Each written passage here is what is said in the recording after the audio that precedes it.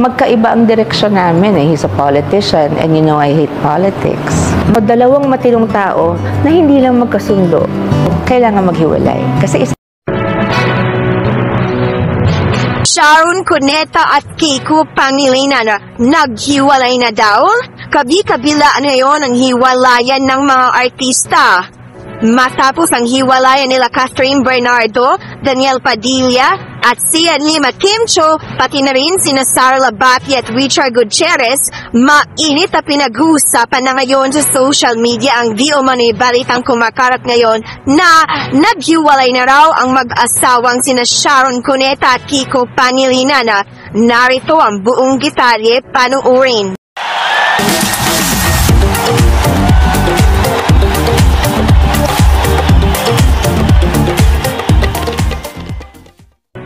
Nagpakawala kasi ng matitinding revelasyon si Sharon Cuneta sa kanyang interview sa vlog ni Luis Manzano.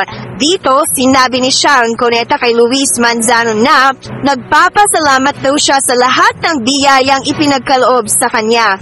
I'm very grateful for everything I've been blessed with. Ayon kay Sharon Cuneta, isang bagay daw ang ipinagdasal niya na hindi ibinigay sa kanya ng Diyos. Pangarap daw kasi ni Sharon Cuneta na magkaasawa, magkaanak, at aalagaan na lamang niya ang kanyang mga anak. Isa lang yung dinasal ko, na lahat pinigay sa akin, pwera yun.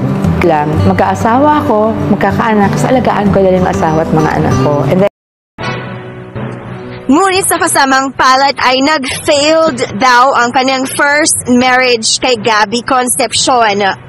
And then I got married the first time. Obviously, it failed. And dagdag pa rito ni Sharon Cuneta, nahihirapan raw siya ngayon sa kanyang second marriage kay Kiko Pangilinan dahil magkaiba daw kasi sila ng direksyon sa buhay. Politician daw kasi si Kiko at ayon kay Sharon Cuneta, hate daw niya ang politics. it's still a struggle, you know, to keep the second marriage going. Always a struggle. Magkaiba ang direksyon namin eh. He's a politician and you know I hate politics.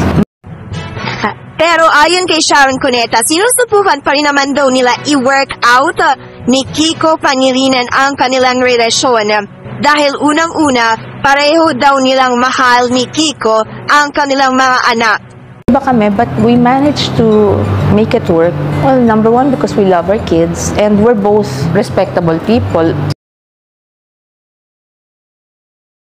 Ayon pa sa revelasyon ni Sharon Cuneta ay Luis Manzano, meron daw dalawang tao na parehong matino, na parehong mabait at parehong disente, pero hindi raw kasi nakikita ng mga tao kung ano ang nangyayari sa loob ng kanilang kwarto, sa loob ng kanilang bahay. Matinong tao, parehong mabait, parehong disente, hindi nakikita ng tao yung nangyayari inside the bedroom or inside their house pag sila na lang. Dagdag pa rito ni Sharon Cuneta, dalawang tao raw na parehong matino na hindi nagkakasundo kaya kailangan daw maghiwalay na. Kasi ang buhay raw ng tao ay iisa lang daw. So, dalawang matinong tao na hindi lang magkasundo. So, kailangan maghiwalay. Kasi isa lang ang buhay eh. Ito nga ang matinding revelasyon ni Sharon Cuneta nang makapanayam ito ni Luis Manzano sa kanyang latest vlog sa YouTube.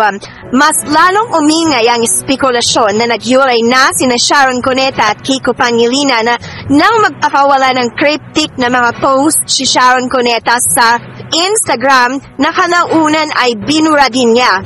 Ngunit agad naman itong kumalat sa social media. Ayon sa kanyang burado ng cryptic post, I am loyal. I will never leave you for someone else.